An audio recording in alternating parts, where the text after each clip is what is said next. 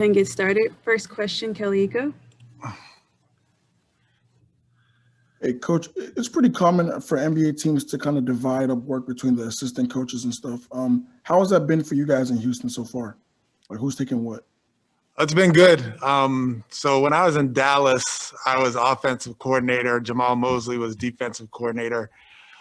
Here, we don't have coordinators. I have Jeff Hornacek and Will Weaver kind of tilted towards the offensive side. John Lucas, Rick Higgins, Sagana Diop are tilted to the defensive side. But I think it's good for coaches' growth to be able to do a little bit of everything. So Sagana was running a 2-on-2 pick and roll drill today.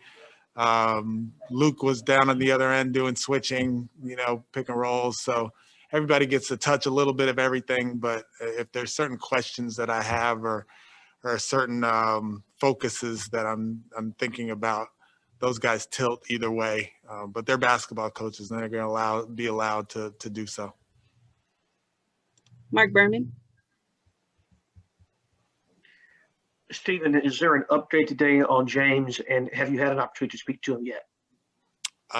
There is really no update as far as James is concerned. He is still in the protocol and doing his testing. So, that's pretty much the update as it is. As far as I know, we're not supposed to kind of be in the same area because we're in separate areas of the testing tiers and all that stuff that I don't really know much about. But he is doing his due diligence when it comes to the testing. Have you communicated with him at all? I said hello to him. Jonathan Fagan. Yeah, hi, Coach. How would you describe the way your offense works in regards to the centers, to DeMarcus, Christian Wood? And is it very similar to what we saw with the Mavericks last year after you guys went 5 out with Kristaps? Yeah, it's very similar. Those guys have similar abilities as far as how Kristaps was able to roll and pop and space and handle the ball if there's a closeout. So they're right at the top of the floor and creating action for their teammates. Both guys are able to play on either side of the floor too. If they're starting in the corner, that's an uncomfortable place for a defensive 5-man to be, whether he's going to help towards the paint, which is his natural instinct, or stay home on the corner shooters. So we've been putting them all over the floor, but mainly the top and the corners. Adam Spolling. Hey, Coach, how do you go about building trust with players that you don't know very well and you just don't have a lot of time to really get to know them at this point? Yeah, it's a day-by-day thing. It's little conversations on the side. It's during drills, pulling a guy aside and letting him know what I think and asking their opinion. I find for me, asking questions leads to a trusting relationship. If it's one way where I'm telling them what to do all the time, that doesn't breed trust to me. To me, back and forth conversation, me asking questions, being a good listener, that leads to trust when it comes to players. Is coming in as a new head coach in a new organization, just how much tougher is that when you didn't have a whole lot of time between when you took the job and the start of camp and then very little time just to even have a training camp? Yeah, I would say it's tough just because of the timetable, but in general, people want to trust. It's not like people come into a situation and don't want to trust the head coach or don't want to trust what's going on. If you're doing things in a sensible manner, if you're doing things that make players better and they feel like they're getting better, then that trust happens a little sooner. But like you said, the amount of time that we have, we're only 2 weeks away from game number 1. It does condense that situation a little bit, but in general, players want to trust and coaches want to trust players. Crystal Salters. Hello, Coach. I would like to ask you how satisfied you are so far about the process of your team And do you believe that your team will gonna be ready until the tip of the season? I'm very comfortable with the group and how we've been progressing. We've only had 4 practices, so at this point, and it's funny, I was telling the guys, like, we're really happy with where we are and what we've been doing and this foundation that we're setting. But there are 29 other teams in the league right now who feel really good about where they are and how they're practicing and what they've been doing. So we can't rest on our laurels that we've had 4 good practices and are moving in the right direction. The preseason games will give us a test, and we'll continue to build and grow. And by the time season starts, hopefully we'll be in a place. We won't be where we're going to get to, but hopefully we'll be in a place where everybody's comfortable and we'll be able to be successful. Cody Davis. Hey, Coach, with the first preseason game coming up, have you and your staff talked about what type of minutes restrictions will John Wall and DeMarcus Cousins be on?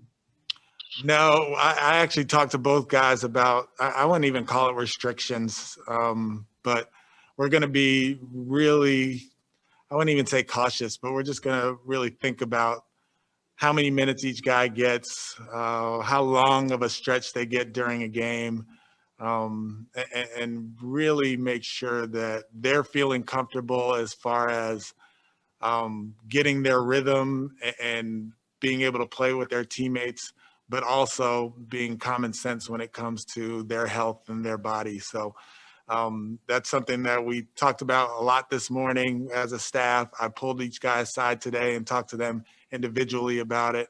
And, as you allude to, like, it's an issue that we're really going to have to be on top of. Terrence Harris.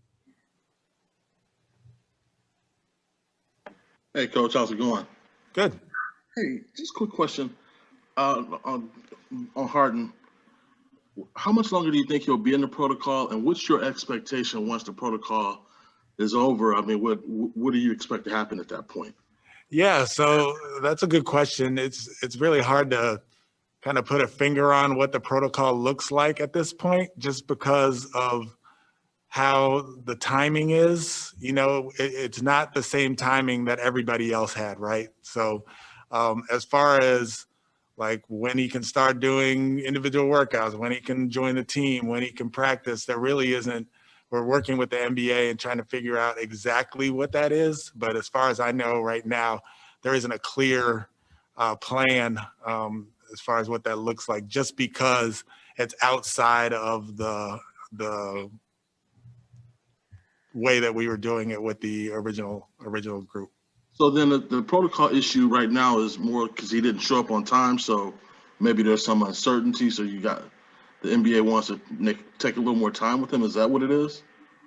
There's a certain amount of tests that you have to have. There's things where you could only be doing individual workouts. So that's what we had. There's things where you can be with the group, and we're just trying to iron all that stuff out right now. I really don't have a good answer for you. I wish I had a better answer for you when it comes to that, but I don't. Ben DeBose. As far as Friday's opener, I guess first off, do you have a projected starting lineup yet? And beyond that, are there any guys other than James who may not be available? I don't really have a set lineup right now. I've been kind of toying with a few different lineups, and we'll kind of see where it goes. Me and my staff have to get together tomorrow and really kind of plan out what it looks like, because as the earlier question kind of alluded to, we have to be smart about the minutes and the short period of time that it's been getting to this point. So as far as lineups and who's going to be starting and that sort of thing, I don't have a set idea yet. We have time for 2 more questions. Saman Ali. How do you see the role for guys like David Nwaba and Sterling Brown developing on the team? And how does Nwaba look off the Achilles injury? Nwaba's coming along. You know, it's been, I think his injury was right around mid-December of last year. So it's been almost a year, and there's some days where he feels a little bit more comfortable than other days. And we understand that. And our performance team is really working with him to get him all the way back. Today was probably his best day in practice. We did a one-on-one defensive drill, and he knocked it out of the park. So looking for that progress for him is going to be important for us. As far as Sterling, we're just kind of waiting and seeing on him, and looking forward to him being with us. And last question, Ali Kambajani. Hey, Stephen, just to follow up to your first answer regarding 5 outs and bigs, in particular, Christian Wood, I know you spent time with him in Charlotte early in his career. Where has he grown the most, especially offensively, and how has he been able to fit into what you want to do here?